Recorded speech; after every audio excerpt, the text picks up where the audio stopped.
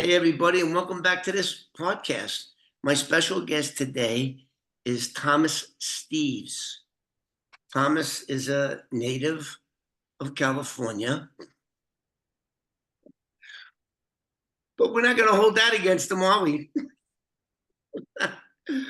So, Thomas is the type of guy, he's a really smart guy. He's the behind the scenes guy. This man, I mean, when you hear it come out of his own mouth, what he did, how he did it, and how he put all these two, it was like Sherlock Holmes shit. It really was. This guy right here is like the real Sherlock Holmes, you know? So we're going to be talking about Roy DeMeo's Lincoln that he gave me back in 1974 to throw in the East River. And unbeknownst to me at the time, I did just that. On my way to the East River from South Jamaica, Queens, I smelled the unmistakable odor of decomposing flesh coming from the trunk. I had no way of opening the trunk because I started the car with a screwdriver. The ignition switch was pulled. The glove box door was opened, and the mechanism, the button to release the trunk was ripped out. It should have been my first clue. This wasn't an insurance job. But nonetheless, I did it. That has haunted me for half a century. Like, who's in that car? So I got a dive team called Exploring With Nugs. They're YouTubers, and Adam Brown's Adventures. And I was somehow, through the help of God, convinced these guys that were from Georgia and South Carolina to take all their equipment and go up to New York City and dive to help me find this car. Where I knew it was, I knew where it was all the time. How did I know exactly where I parked that car 50 years ago? Is because by the time I got to the river, I was shitting my pants going, oh shit, there's a body in the fucking car, that idiot Roy DeMeo. So when I threw the car in the river, it was south of the 59th Street Bridge on the Queens side. I forgot to turn the headlights out. And I also forgot to crack the doors, roll down the windows. I forgot to do everything. Just threw the shit in, and I just wanted to get the hell out of there. The car just wouldn't sink. It just kept going. Like all the other cars that I put in there, they sank like almost right away because I cracked the doors. Once the water starts going into the passenger compartment, it goes right down. It goes nose first, and middle, and then down. Not in this case. The car came to rest 35 feet north of the 59th Street Bridge, Queenside, and about 80 feet offshore. It was like right there, right there. So anyway, on July 18th, 2023, the dive team did locate the car and positively identified it as the 1972 Lincoln Town Car by its dashboard and steering wheel, exclusive only to that era of Lincoln Town Car. So wow, that in itself was wow, what a accomplishment. After 50 years, finding the car, positively identified it. That in itself was, I was like, we were high-fiving each other. So the divers located the car. First of all, there's only a short time period that you can dive in the East River. It's called slack tide. And that's only 45 minutes where the tide isn't going in or it isn't coming out. So that's the only kind. Very, very dangerous place to dive. Once the tide starts coming in or out, you got to get the hell out of the water because it'll take you down, dive equipment or not, and it will kill you. So these divers risk their life. So anyway, I don't know how long it was after that. I'm sure Steve here are going to tell you. So I worked for the FBI, DEA, I had a lot of law enforcement people that all I had to do was pick up the phone. I could run a plate. I could run anything. NCIC. I was like a cop without a badge. That's me. You don't believe it? You want to see? Okay. Badge. I don't need no badge. So I did my due diligence and I wanted to find out who the hell went missing in 1974. Who went missing? And of course, I'm thinking New York, New York, New York, New York. That's what I don't know. This guy over here just makes me look stupid when I tell a story. But anyway, I was just thinking New York, New York. And there was a 15-year-old kid that went missing on Long Island and his body was never recovered. But that wasn't the type of victim I was looking for. I was looking for a mafia associate or somebody to do with crime. That's what I was looking for. And of course, I never found it. So then there's a gentleman, Mr. Steves over here. Well, you saw Exploring with Nug's channel, right? You were one of his subscribers. Yeah. Right? Yeah, I watch a lot of those search and recovery channels, and your video came up on, I believe it was Adventures with Nug, Yes, and that intrigued me. So that intrigued me. Same beliefs. So as I said before, this guy's like a Sherlock Holmes guy. So there were certain things that I said in the first video that I did explaining to my viewers how I acquired that car.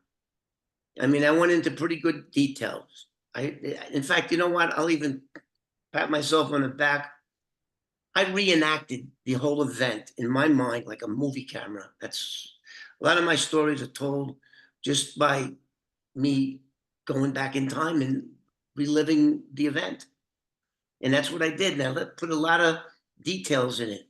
Got in the car. I'm driving like maybe 10, 15 minutes. I get on the van whack. It was cold out that night. It was drizzling, raining. It rained before because there's puddles in the dirt back there. And so I'm gonna let Steve explain how he was able to not only um, figure out who it was, but who their next of kin was, and located her as well. And so I'm just gonna, you know what, Steve? I'm just gonna let you just tell the story. So start from, when you first saw Nug's video, you saw what he said. Then you went to my channel, I guess, and then you saw me doing the first video of how I got the car and what happened. So take it yeah. from. So, anyways, short version is I saw the first video, Adventures with Nug, then I saw your video.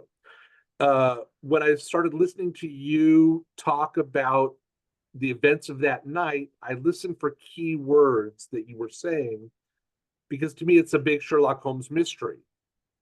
You knew something was in the car, you didn't know what was in the car, but it was something dead. So you said things like, obviously it's late at night, windows were rolled down. You said it was chilly out.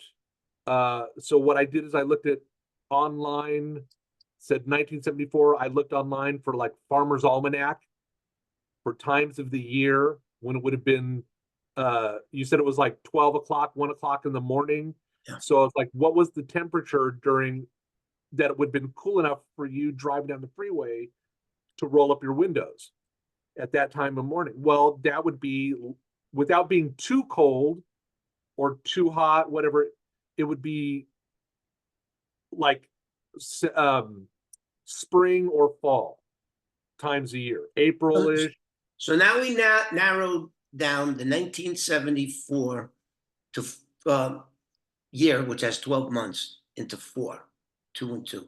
And the other thing that I'd like to can I just hold that thought, if you will, Sure. because I got the ADD.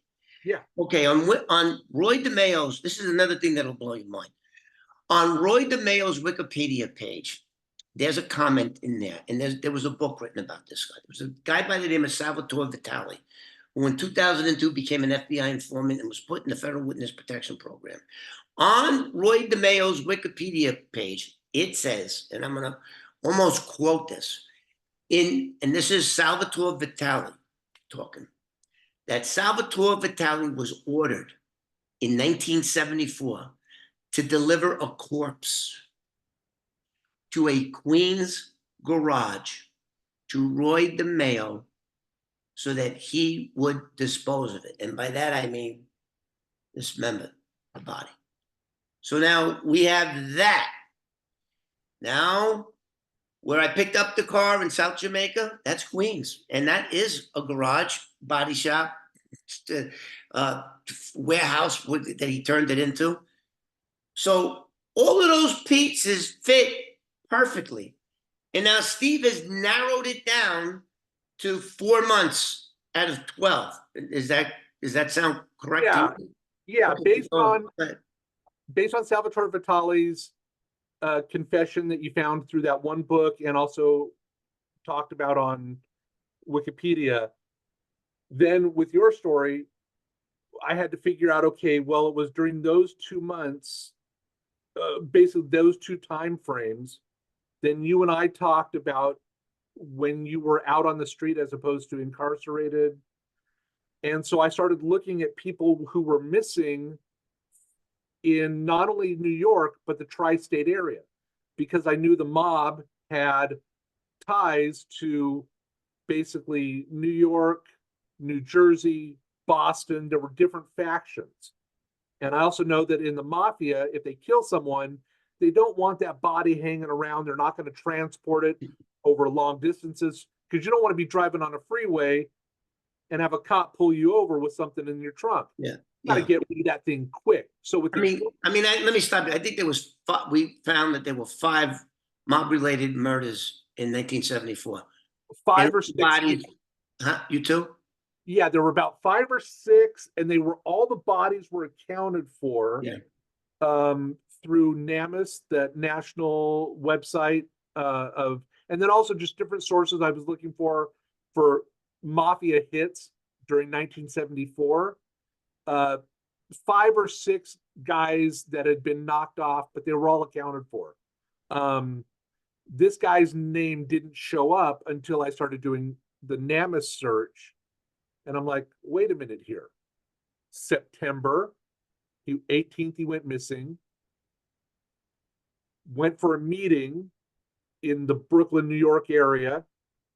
You had your situation, which we figure would have been in spring or September, but also at the same time, you said it happened. There were just some other weather-related issues that would lead me to believe that it was in the fall as opposed to April.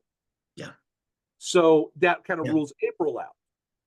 So during the windows, and then you said you went into prison like in November. So you were definitely on the street during that window that this guy went missing. Yeah, and it was, I think I went to jail either in November or December. I got violated and went back. Well, based on your and my conversation, we put you in, I think it was November 21st, you went in.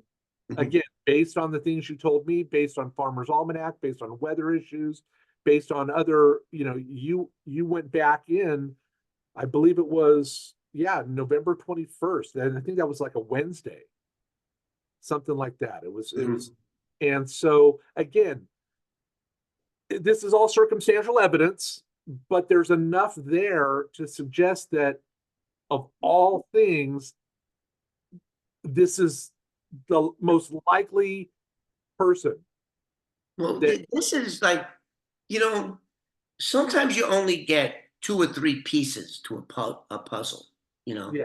This is like one of them big ass puzzles you get and you put them on, and then all these pieces. I mean, the story was amazing in itself just by me reenacting this story about this guy, Roy DeMeo, who at the time I didn't like. I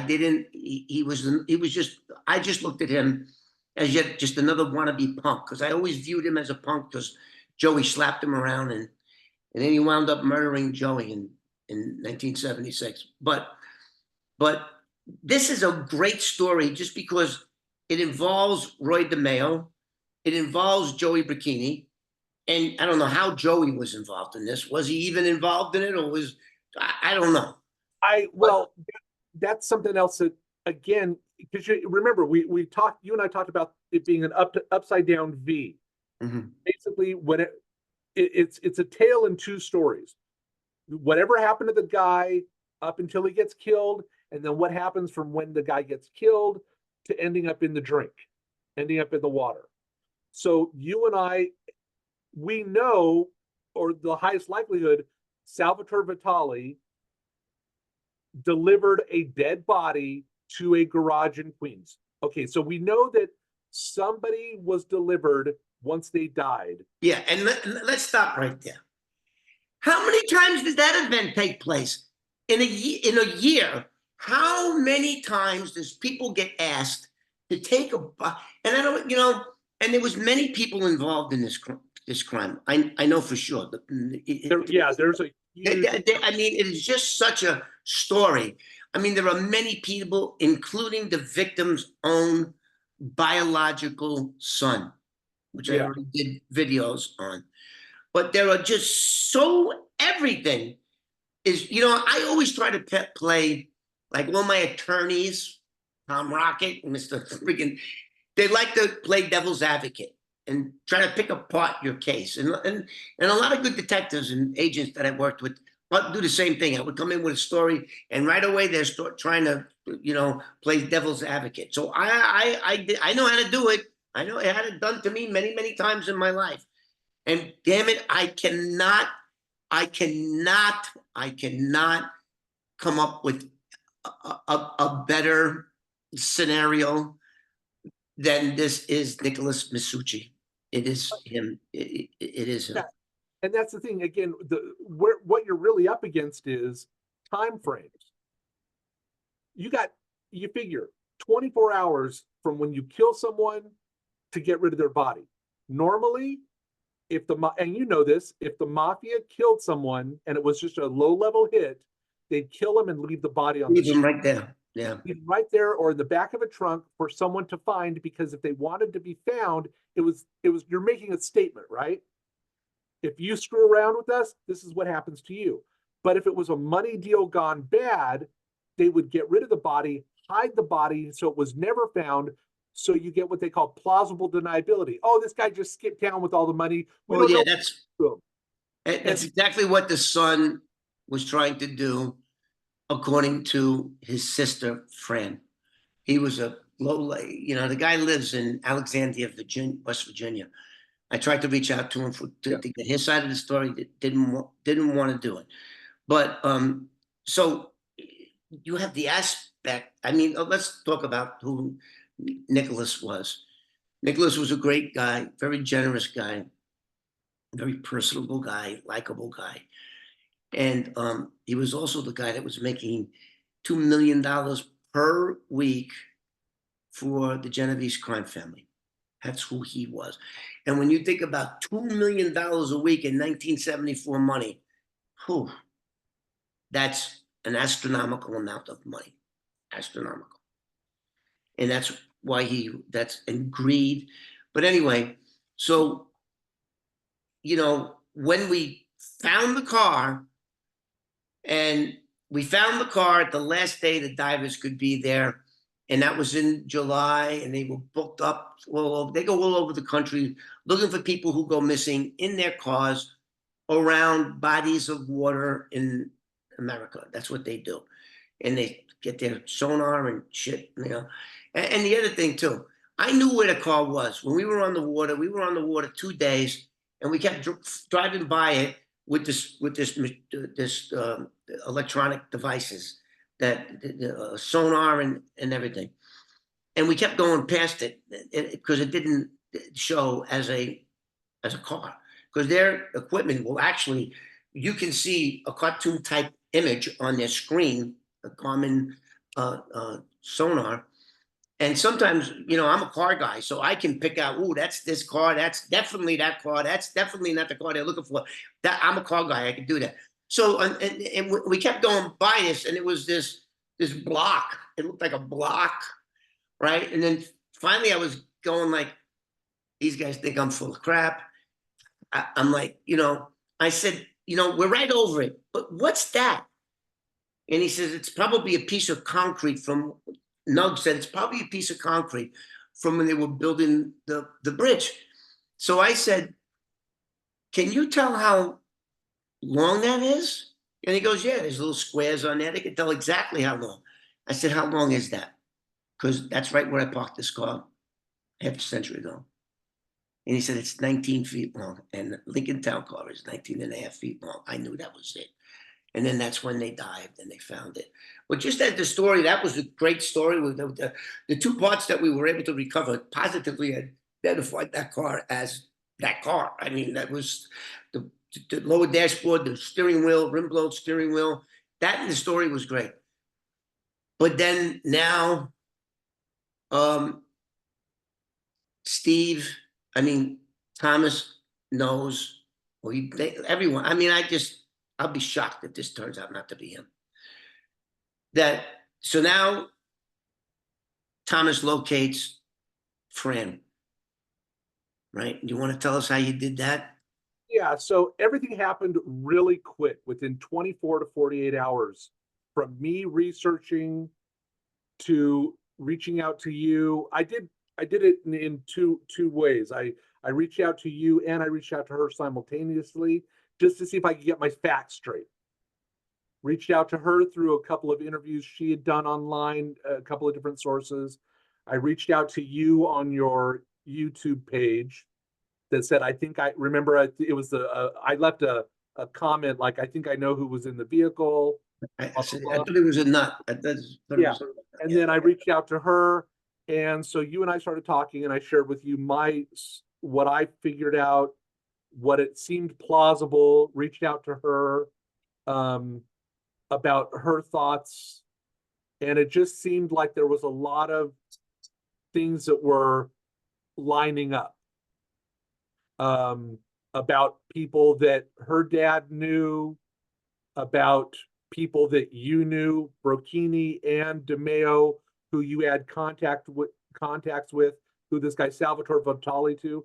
They all, in one form or another, whether it's shirt tail or not, knew each other indirectly or directly. So it's highly plausible that Salvatore Vitali would have been given an order by one of his top guys to deliver to Brocchini, who was a friend of one of those top guys. And how do we know this? Now, you guys got to listen to this. This blew my mind.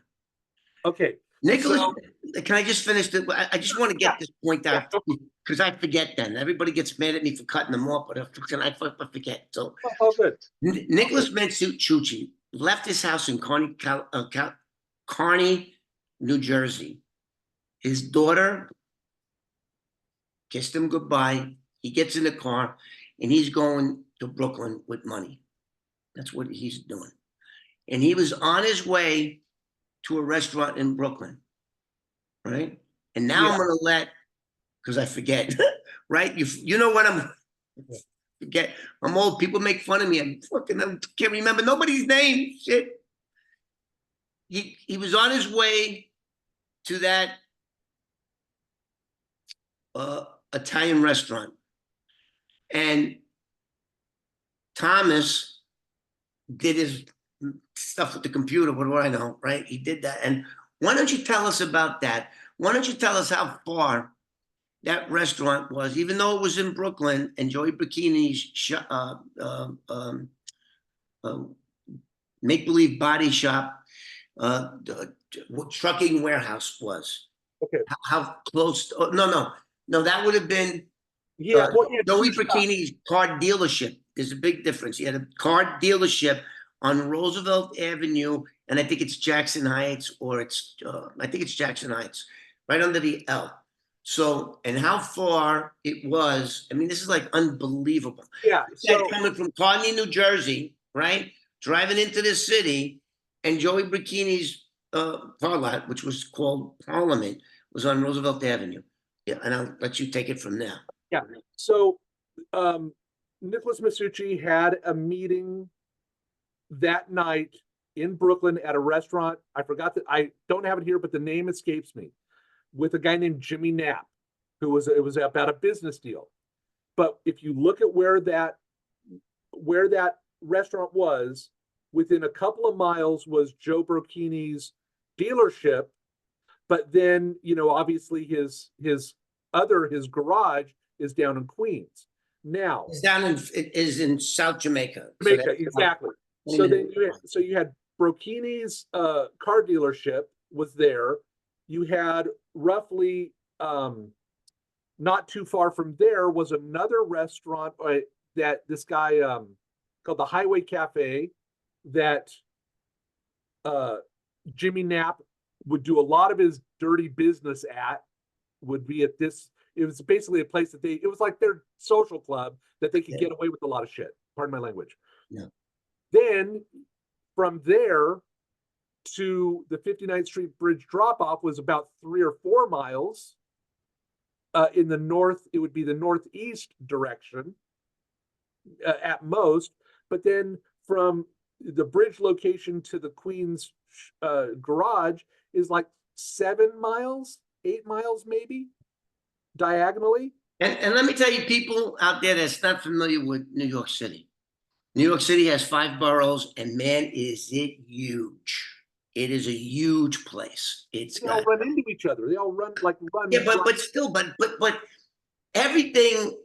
Well, I mean, it's just like he's coming to New Jersey.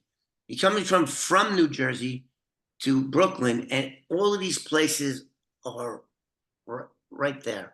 There. And the thing that really I'll never forget, if you guys go on Roy DeMeo's Wikipedia page and just read down there, you're going to see this guy, Salvatore Vitale, who is now an FBI informant, is in Woodsack right now. I reached out to him and said, listen, could you please tell me, part of any cooperation agreement, and I know plenty about this. I never had one, but I've caused a lot of people to sign up for one. So, what the hell was I thinking? What was I saying? I just lost my train of thought about. Just about everything being in a short area, distance to each other, about the Salvatore Vitale connection. The thing about Salvatore Vitale is you got to ask the question, well, who did he get orders from? Because he was like you, a low-level guy who was just told. I wasn't even a low level. No, I was never even in the. When I worked for Joe, let me tell you something. When I worked with all these guys, I never knew they were a mafia guy. Well, every Italian young guy, and even some of the old guys, everybody wanted to present the persona of being a man. Oh, I'm connected. Anyway. Yeah. So, what I mean by that was he was nothing. He was just an entry level kind of foot soldier. All he would know at his end, do what you're told, don't ask questions. I got a job for you. Okay, I got you. I just remembered what it was I was going to try to say about cooperation agreements. They're contracts. Yeah. Just like your insurance policy, you both the insurance and you come to terms how much the policy is going to be, what's covered, what's not. So in cooperation agreements, the one thing that is standard is that when you go into this program, whether you're a cooperating witness or confidential informant, or you have got to tell the United States Attorney, you have to tell him every fucking crime you ever did. You got to tell him. So in the Wikipedia page, it says Salvatore Vitale told the FBI that he was ordered to deliver a corpse to a Queens garage. Now, I never heard of any mob guy using the word corpse. It was always a dead body. So I never heard that description of it. But anyway, you have to tell them everything. And then if you fulfill your contract, testifying, going undercover, wearing a wire, whatever it may be, once you do, you're covered for all those murders. Just like Sammy the Bull Gravano. He had to tell the U.S. Attorney's Office that Ed McMahon, whatever, Ed McMahon, it's not McMahon. It's the guy from the Tonight Show. And Mahoney or one of them guys over there on the Eastern District. He had to tell He had to tell them every frigging crime he ever did. And if you don't, and we find out, then your deal gets ripped up and you face that charge. So he told the FBI. So now he's got immunity, just like with Sammy, did 19 murders. He can never be prosecuted for that now because Sammy the Bull Gravano fulfilled his obligation, his contract with the U.S. Attorney's Office. So he did that, and so did this guy Salvatore Vitale because he's still in the WITSEC, and he was became an informant in 2001 or 2002. So he's covered for this. So Salvatore, if you're watching this, just tell us what the fuck was in the trunk. I know you had to have peeked. I know you had to have peeked, and I know the body was in one condition because if you read that book, it says that Salvatore came back and he saw Roy coming out of the garage with 2 knives full of blood. And that's the thing. So, you know, That's in the book. Whatever. Do you remember the name of that book? The name is I can find it at a later time, but it is there. I've got the clips from it. I did a video on it. That's the thing. 24 hours time is if a body is intact, you're going to have less decay over 24 hours of period of time. If you cut it up, there's more this is gross, surface area, which means more fumes are going to get let off and it's going to decay faster. So I guarantee you from the time the body was delivered, it was not in an advanced state of decay. Okay. By the time Roy DeMeo got to the body, cut it up and put it in that trunk or whatever, it would start gassing, leaving off the fumes at a faster rate, which means you're not going to smell if the windows are rolled down while you're driving because you got the wind blowing. But ladies and gentlemen, I tasted that. Yeah. Before I smelled it, I thought, I actually was like, what the fuck? You know how you go like this to test your bet? I thought I had bet. Look, I'm thinking, what the hell did I eat? And then I just.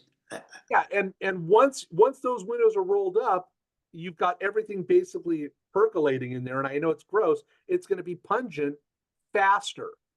And that's, again, what led me to believe that whatever was in there, whatever Salvatore Vitale delivered was not in the same condition that you were handed off. All of these years, I never imagined that. I always thought it was just a dead body. And I'll tell you guys a quick little story. So in 1986, 12 years after I put that in, I used the 59th Street Bridge all the time because my father lived in Queens and my mom lived in the Bronx. So I would always go. And I would never want to go to the Tri-Borough Bridge because I didn't want to pay the 25-cent toll. I can't believe it. What is it now? Like $19 to cross. It was a quarter. They don't even have change anymore. But anyway, this is how old I am. So in 1986, I had an incident in a bar called Gallagher's Bar on Queens Boulevard and 40th Street. And to make a long story short, I had a brand new Porsche 928 S4. And I was dating this crazy psycho woman by the name of Danielle Staub, okay, from the Real Housewives of New Jersey. Dating that. So I'm all coked up. I'm with my friend and his girlfriend. I go there. Make a long story short, I pull out a gun, wave the gun in the friggin' bar. I get cops come. I fight a cop. I threw a cop over a car, radio car. And the cops beat the shit out of me and took me to the 108 precinct. Now, then what did they do? My friend and his girlfriend had an Uzi with an extended 32 round 9mm clip. And they took the gun and they got the hell out of there. They grabbed a cab and got the fuck out of there. That's what they did. So my car was left alone across the other side of the Queens Boulevard. And they lighted it on fire. The dummies took a roll-up newspaper and stuck it in between. My car was like 2 weeks old. stuck it in between the seat and the console and lit it and closed the door. Well, dumbass, without air, the fucking flame went out, but it caused considerable damages. The fire department come. To make a long story short, the next day I get out and I call a tow truck and I'm towing the car to Manhattan Porsche Audi on 11th Avenue and 48th Street, I think it was. The tow truck right now on the 59th Street Bridge, you have two outer lanes that once you get into that outer lane on the lower level and a car breaks down or there's an accident up there, you're screwed. You're stuck there. You can't move. And that's exactly what happened. So now I'm in a tow truck where I'm sitting up high, right? And I looked, what do you think we get stuck? We get stuck right at the shoreline. And I'm looking down and I'm looking and I'm looking and I could see the car coming in and out of like light. I don't know if I was imagining it or what. But this is 12 years later, and I could see that car, headlights pointing in the up north, taillights south, and I'm looking at it, and we're stuck there for a good 20 minutes. And I freaked out. I just freaked out. It was like something that consumed me after that. And then when I started doing videos, I says, I gotta tell somebody. I even bought myself a $2,000 underwater drone and I tried to find it because it's so close to shore. I knew where it was.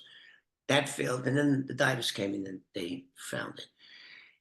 So I was lucky to get them guys. Then I was lucky to meet this gentleman and he was able to do the unbelievable. I mean, all the little things that he got in there. And I'm talking about this, his research must have took hours and hours and hours and hours. And that's the thing. So, you look at the Roy DeMeo connection. So Salvatore Vitale was part of the Bonanno family. Maschuci was part of the Genovese family. But as I started doing research, everybody knew each other and they all basically interbred. They all did business outside. Oh, yeah, they all did. They had rules amongst these. And Joey Bricchini was Lucchese. So now you got, yeah, I didn't even think of that. Now there's three families involved. But don't forget, $2 million a week. That's a lot of wood. That's a lot. And to make peace, you spread the wealth around. And that's the thing is Roy DeMeo had a money laundering business before he became the Roy DeMeo everyone knows. He had a money laundering business that everybody was partaking in the Brooklyn area. The borough of Brooklyn loan, whatever, a bank or whatever. And he ran that into the ground. He was an officer. He was a banker. Exactly. So of course, one of these top level guys is going to call in a favor to Roy. Hey, Roy, because he started to get a little bit of a rep at that time, even though he was connected. This was before he became, but what you see in Roy is the monster in the making. Yeah, yes, this was the beginning. In 1973, he made, in 1973, he whacked a guy in a restaurant parking lot on Northern Boulevard in Nassau County, right on the border of New York. He just walked up to the guy because he thought he was in the pornographic business. He just thought the guy was going to snitch. And I don't know if it was, I forget the whole story, but he did pop somebody. And yeah. I met him at the end of 1973. So when I knew this guy, he was already a murderer for sure. He was just really starting to like go full bore into that psychopathy, and basically a psychopath and cutting people up. He hadn't really perfected the Gemini method. That hadn't come about yet. This is in the early stages of that. Yeah. So it's such an and you know what, this guy, like, he would kill for what I call kill for sport. Yeah. It totally. I mean, all of them. That kid that he always had with him, Chris. They would take their clothes off. They would kill somebody at the end of it. If you were a minority and you were in the bar when it was closing, they'd lock that door, whack you, put a towel around your head, drag you into the adjacent apartment, hang you up, cut your throat, or whatever they do to bleed you out. Then they would get in your underwear. Yeah, and they would order pizza. They would order pizza and be in their underwear. I don't. I think the Gemini twins were part of that shit too. Yeah, and he didn't have those resources available yet. In the early 70s, he would still probably utilize other people's resources. He didn't have all those things, all his ducks in a row. So of course he's gonna, if he gets the call to go take care of a body from He's trying somebody to else, make his bone. He wanted to be a made man so so bad. he's gonna call a friend of his who's got a location. Hey, Brokini, I got a business. I'll give you a cut. Can I use your place to take care of this? Do you got one of your guys that can ditch the body for it? Oh yeah, I'll take care of you, bro. Whatever. So there's all these people who had a hand in this process from the moment the guy was killed to being put in the water, and then beforehand, and maybe at a later time we can talk about theories about what happened leading up to that death. It's up to you wherever you want to go with this, because I've got all the You know what? I'm not driving this sailboat. Whichever the wind blows me, So again, I said it was June 10th that we're going to be back there, but actually, my flight leaves. I'm in California. My flight leaves June 10th at 11:59. Gets to New York at 8 o'clock their time, at JFK at 8 a.m. So we're gonna start the process now. So now, I mean, we know where the car is now. It's not gonna be no more bullshit going up and down, doing all that shit. We know where the car is, and they're just gonna dive right on it. They marked it. They pinged it with their GPS, so they know exactly where it is.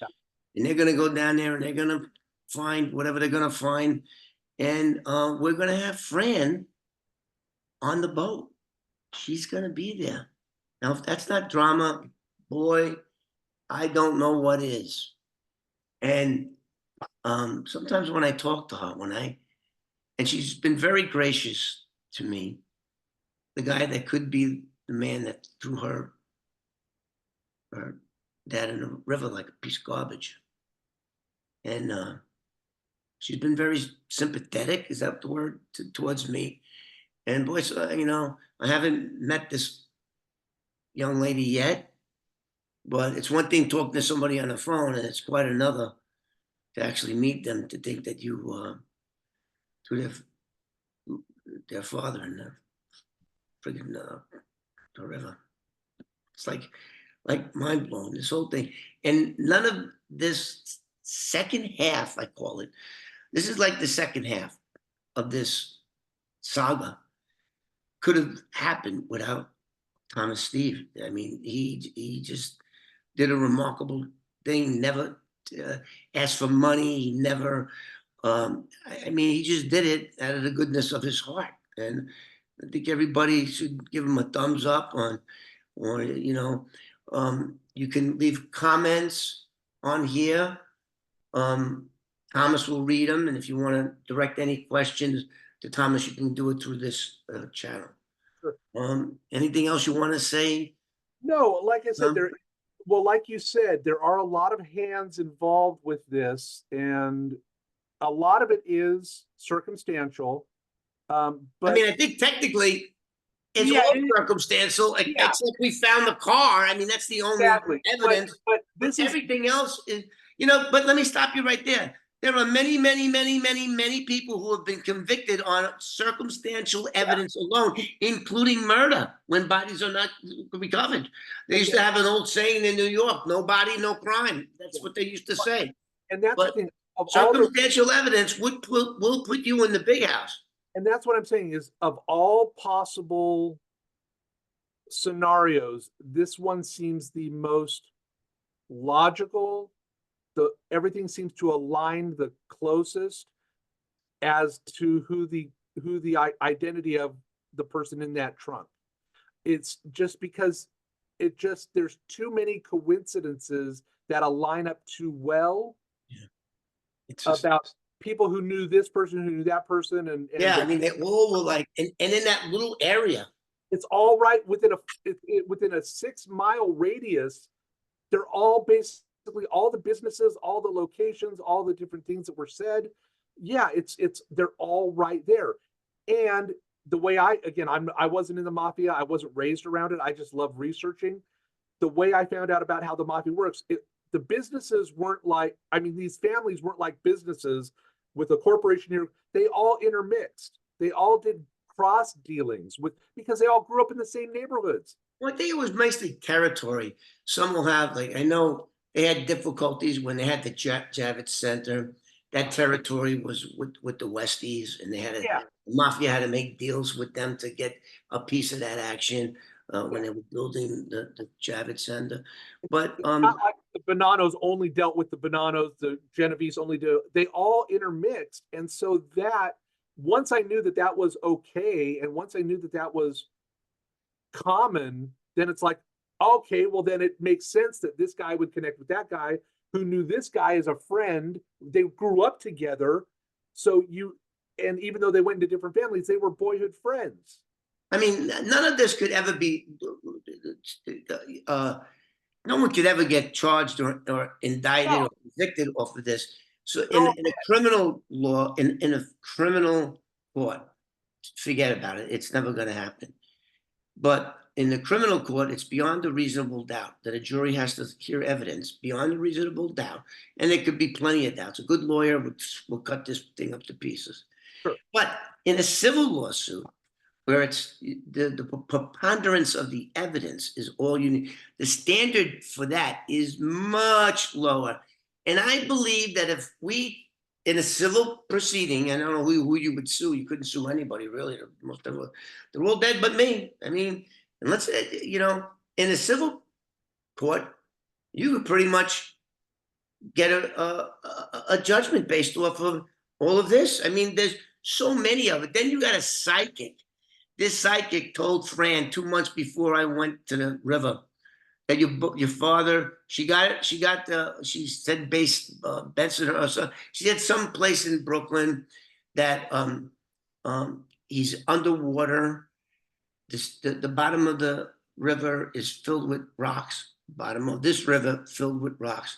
Then she went on to say, and the shoreline is covered in big rocks. Whoa, she described that to the T. And then she said, when your father looks up, she's a medium. I think that's what they call people that contact the dead people. And then when your father looks up, he's under a bridge. Whoa. And I did a video on that too. So if any of this interests any of you new viewers, go back in a year and a half worth of videos ago, and you'll see all of this. Can I jump in for 1 second? Sure, go right ahead. Yeah, there was, remember, and Fran, I think, talked about this on your one of your interviews with her, that her uncle had confessed to Fran's mom. Yes. He did. Now, obviously, he wouldn't know all the particulars. I believe he had a hand in it as well. But he said, "You're never going to hear from Nicholas again. He's in a body of water near Sheepshead Bay." Well, he would know a body of water. He wouldn't know where Sheepshead Bay is. I mean, he wouldn't know whether it was Sheepshead Bay or some other body of water. Well, this was how long ago after? Like a year. So Fran's mom was still alive, and when that guy came in, she would go, "Where's my son? I mean, where's my son? I mean, where's my husband? Where's my husband?" And she was bugging him because she knew, because Fran was like 16, 17 at the time. She was a little investigator herself. A little shit. She figured it. She figured it all out. And of course, told her mother, and she kept confronting the guy. Finally, goes, "He's never walking through that door. He's gone. He's dead. He's in whatever you said. Sheepshead Bay. He's buried. He's never coming back before." And turns around and walks out. What the? And that's the thing. He wouldn't know the particulars of where the father is. But the fact that he says a body of water for this type of person knows that this person at least knows that that's how they were going to dispose of him. This is like a body of water. This is like, I've lived a very unbelievable life, and most of it's in that book. Yeah. And there were so many times that things happened to me that could not be classified as a coincidence. That God's hand was in this part of this happening. I just know it. I know it. Just as though he came down and spoke to me. The things that, that have happened to me, all the murders that I were involved in. But this is on another level. The other thing that I want to tap on too, is that when we go and we look, and we're going to be searching for human remains, but that particular day, Fran laid out her father's clothes. She gave him his 38 caliber pistol, and that's another thing too. She gave him the giddy up, and that was short because the gun was a Colt, and a Colt has an insignia of like a Ferrari, a standing horse standing on two legs, right? So his father said, "Give me the giddy up." He didn't leave without it. She handed him that gun, and she dressed him. And what was he wearing? White patent leather shoes that zipped up on the inside. So we're going to be looking for those shoes. I know that when you dismember someone, you're going to take their clothes off, right? And you're Yeah. not going to More go. than likely, I would think that they would have gotten rid of the Well, clothes. who knows? But they knows? could have But dumped it in the likely, friggin', put it in the bag, dumped it. We don't know. We don't know. yeah. So, but we know what kind of belt he was wearing. We know what, and those shoes. If we come across white patent leather shoes with a zipper, oh shit, then that's going to be it. So it's going to be a very. All you guys got to tune in for this one. I don't think we're going to be doing anything live stream because I don't want any interference from the police. We want to get there. We're going to recover what we're going to recover, and then we're going to play it by ears. I mean, the other thing that I want to touch on too is I did go. Of course, I called the police and they sent some jerk off lieutenant down. I almost punched him in the face. I mean, it's all on video. He just couldn't care less. He was the worst cop I've ever come across in my life. But nonetheless, he then finally realized that, hey, he better do his job and do a report. Then I went to the district attorney's office squad and spoke to a detective investigator over there. And he was very interested in what I had to say. As I'm talking to him and as he's questioning me, he knew. This was a seasoned detective that retired NYPD and became a detective investigator for the Queens DA's office squad. And so he got in. So there is a report. There is that. And there also isn't a statute of limitation in this case. So I could possibly face accessory after the fact of murder. And that crime doesn't, just like murder, doesn't have a statute of limitation clause. But I didn't kill anybody. I didn't know it was in there. I didn't see it. And this is a very unusual case because I can't remember any case that on YouTube or in a movie or anything where you know that there was a body because you smelt it. You use your sense of smell. And what was I to do? I had a gangster following me when I did realize when the lights came on. So I have to be careful. If I am indicted in New York, they'll ROR me. I'll get out, and I'll take it to trial. I don't see 12 people from New York City indicting me, especially. I just don't. I don't see it happening. I'm putting my faith in God, and going back there, and in Yeah, 1 month from today, I'll be on a plane going to NYC. the likelihood of any sort of this going to trial is minimal at best because, again, if you're friends with the victim's family, which in this case would be Fran. My friend already assured me she'll take my back. Exactly. At this point, it's just a matter of closure. Technically, without going too deep, because we could go into another, rabbit hole. Based on my research, there's 3 potential people alive who would have had involvement. You, The brother. well, actually 4, no, 3 people alive Alive. would be you, the brother, and Salvatore Vitale. Anybody And Salvatore Vitale, even though he knew there was a body in the car when he gave it to Roy, he's clear. He cannot be prosecuted. Only this dumbass can be prosecuted. Well, yeah, and he's in WITSEC. He's not coming out. He's not coming out of witness protection. I know that my appeal to him, I know for a fact it got back to him. Okay. Either the FBI, trust me, the FBI is watching all of my things. Yeah. Trust me. And I know they went, well, in fact, I'm even positive that they asked them about, do they not want this to come out, you know? And the other thing about law enforcement, whether it be state or federal, you know what they every time a mafia guy would kill each other, they would just go, great, 2 less months. Yeah. So they're not looking at Nicholas Maschuci the same way his daughter is, loving that's my dad. They don't give a shit. They're not going to give a shit. They don't want to do it. So we're going to see how this plays out. And all the people that Salvatore Vitale would have reported to, quote unquote, because he says he was given an order, they're all dead. So everybody's dead except me. And me, and the only other guy that could be prosecuted is her brother. Yeah, I think his name is Joseph Maschuci. Yeah, and so I mean, to me, again, it's like, I love mysteries. I love solving things. You know, I shared with you the thing about the tombstone. I love finding stories out and doing a lot of research because it is.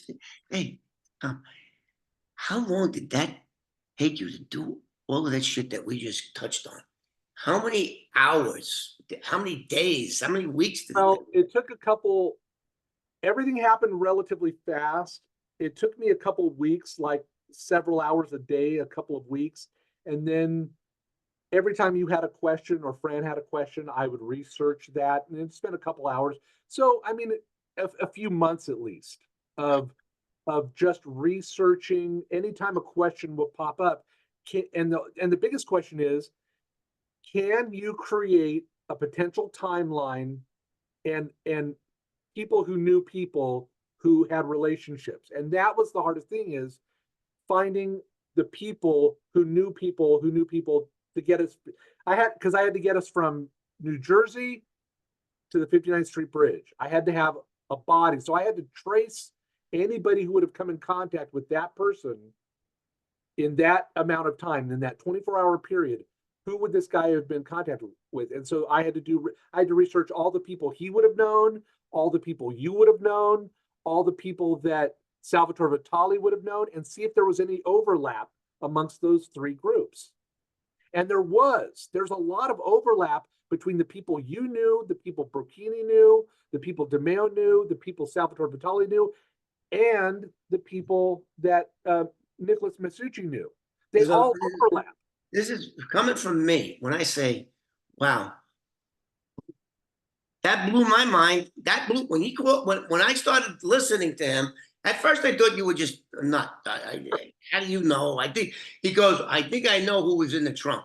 That's how he typed it, or the first words out of his mouth. And I was going, how are we going to find this guy? But me, my dumbass, I should have known better. I should have did New Jersey. I should have did New Jersey. This would have, I didn't think of New Jersey. Yeah, and that's the thing. All the other people who all the other mafia connected guys through all the different resources, I think there was a 12 to 15 of some sort within 73 to 74, but all of them were accounted for body-wise. None of them went missing. The only person who was missing to this date during that window is Nicholas Maschuci. To this day, every other body was accounted for. Unbelievable. This is an unbelievable story. This is a story that's a half a century years old, and it's back to life. This is the part. It's almost like part one, 1974, all that shit that happened. Part two, 2023. Now 2024.